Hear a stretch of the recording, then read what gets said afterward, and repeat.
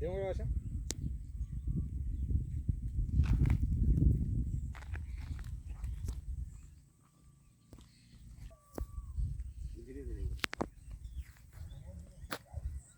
নমস্কার সকলকে।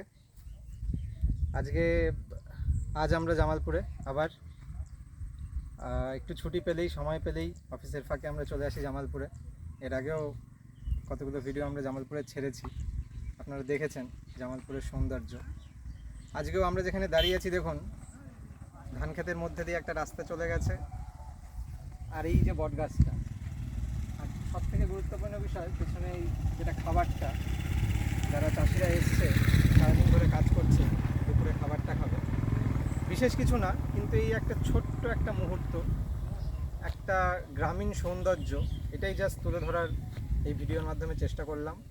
অনেক সময় আমরা কাজের মধ্যে থাকতে থাকতে বিভিন্ন রকম সমস্যায় জর্জরিত হয়ে যাই, তখন মাটির বাস্তবতা থেকে আমরা দূরে চলে যাই।